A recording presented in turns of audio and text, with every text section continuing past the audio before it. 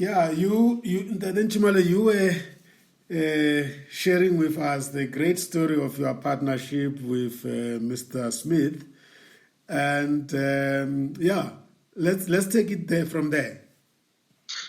Yes, no, it has not been always smooth sailing due to the issues around the culture, issues around the work pressure, issues around the vision. If it's not mapped, then it becomes a little bit of an issue. And I must say, in 2014, it was a defining moment for the organization where we had different options, to one of them being also to close down the organization. And I must say, we involved the same theme, and we have been in touch with you as a business since 2014. You locked us into a room for. I remember those conversations.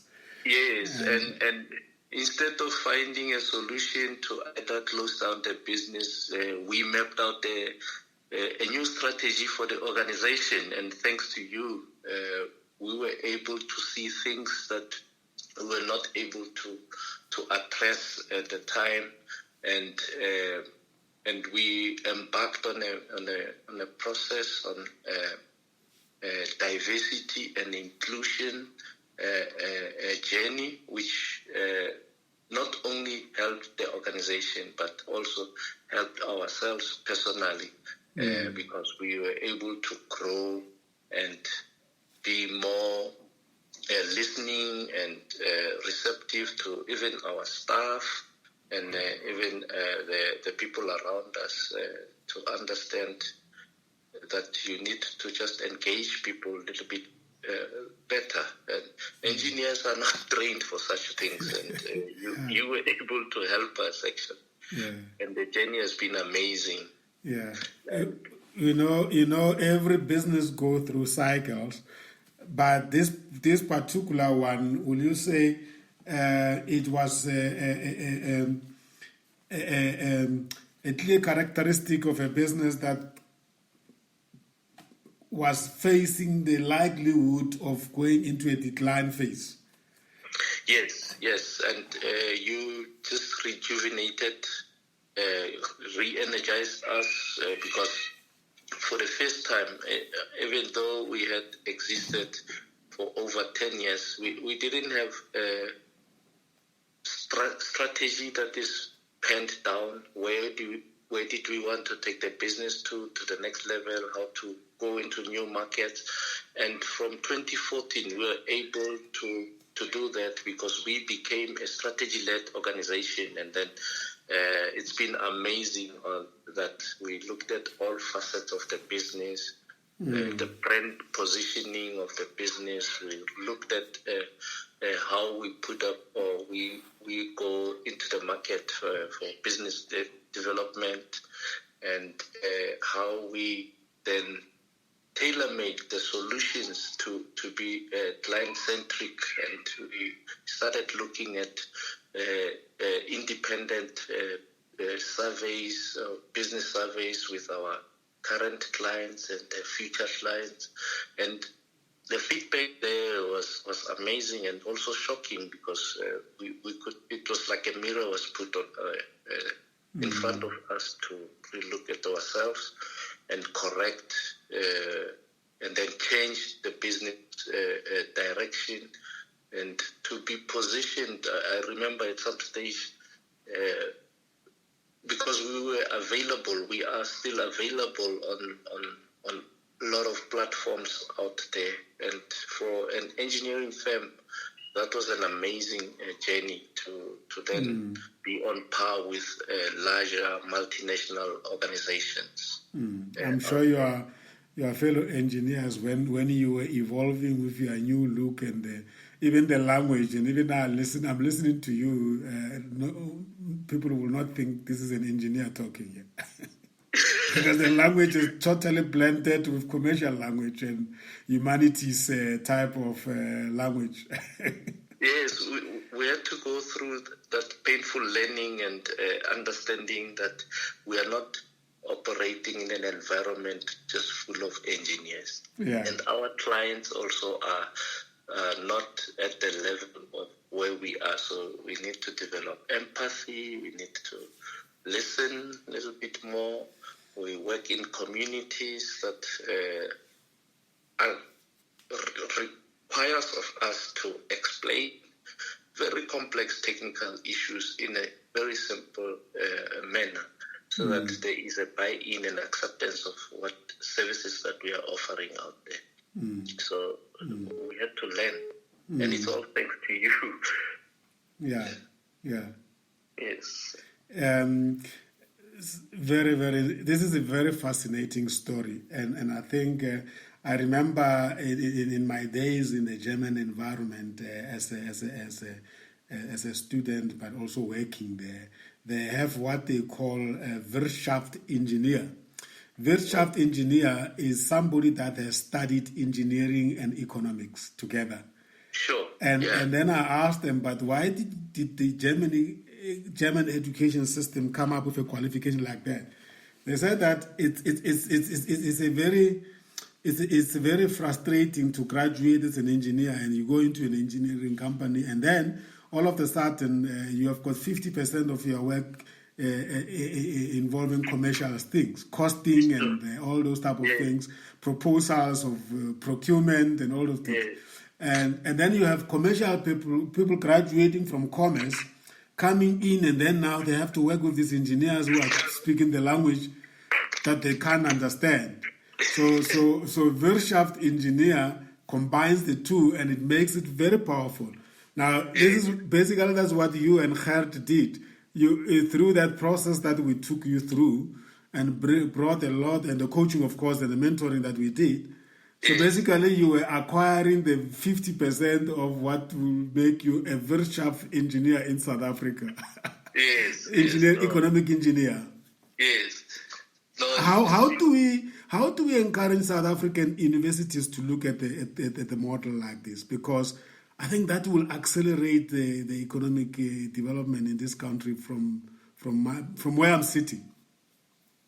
No, absolutely. I have the opportunity to sit at the industry body, our South African Institution of Civil Engineering, at the executive board. So these are the discussions that are actually taking place, albeit that they are still driven by the silo civil engineering department, but with the partnerships with the academia and the professionals and the practitioners out there, it is becoming very clear that we have to train the new cadre of engineers to be able to respond to the market, because definitely the market has changed. And you need these qualities.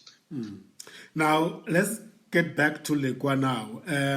Will you say LEKWA, in terms of geographic segmentation, is it a local, regional, provincial, or continental, or global? How do you define it now, and where do you want to see it be? Yes, we operate from two provinces in South Africa, in Gauteng and also in Mpumalanga. But we have seen for the last 2 years that we are beginning to have a national presence in terms of where we are getting opportunities or where we are actually seeking opportunities. Over the last 2 years also, what we have developed is a very strong sub-Saharan appetite, where we do a lot of business development. We have a collaboration with a business development manager who has vast experience in the area, who is linking us up with the correct partners in the sub-Saharan region. We have partners now in Zambia, Malawi, Uganda, Zimbabwe, Mozambique, Angola, and even as far as in Liberia, we put in some proposals there with local partners there, and it was a total mind shift also in how business is operated, particularly where there are DFIs, your investment house such as your World Bank and the USAID and the IMF. So we had to structure our service offering to respond to such markets. And I think it's developing nicely, and we shall soon have seeds that we can harvest. So basically, in terms of that expansion into Africa, you are at the point where you are positioning yourself through this business development project. Yes, absolutely. We have actually submitted a number of bids. Some we've received regret letters, but it's a learning experience because then they explain exactly where you are lacking, so we improve on that. So there are ones that are very highly potential. We're hoping to get some work. And what we've learned also with this COVID-19 is just that it's going to be so easier to deal with that. We're having meetings already at the time using a platform like a WhatsApp video call where we can have like 4 people in the same meeting, and it's amazing how people are in the region, in the sub-Saharan region, are so willing to work with us and looking forward to tap into the experience that we bring, the technological advance that they say we have as South Africans that we can bring to the table. So it's amazing. That's a beautiful story. I hope you're documenting those experiences that you are making as you position the business. Yes. No, we have a very a highly tractable spreadsheet where we record these experiences as we move on. It always makes me wonder when you hear people saying that it's hard to do business in Africa, and I always ask myself, what are the steps that you are following? Are you aware that there are certain logical steps you can't jump? You can't just arrive today and then you're already making deals. Yes. So yours is the rolling out of a long-term strategy, and it's a new market altogether, almost like a new business, because it has to start right at the beginning, in my view, and business development will be actually like you are introducing yourself to the market. Yes. And you are learning the dynamics of the market, as you have just explained. Yes. Yeah, fortunately, there's international bodies we belong to, so there's conferences every second year. So we attend that, and then we get to appreciate what is happening in the continent. Yes. Yeah. And then Africa needs that. It doesn't need people who take it for granted that you just come and then you sign up. I mean, that's just not how business is done. Yes. Yeah. Wonderful. Local partners are very important. Yeah. Beautiful. And so let's talk about obviously you and Gert are the leaders of the business, and what type of skill sets do you have in your organization, and how do you get them? Because this is very tough qualifications to have in the industry you're in. Yes. We employ people that have studied at universities, like engineers, and we employ technicians that study at universities of technology, and then we have technologists as well. And then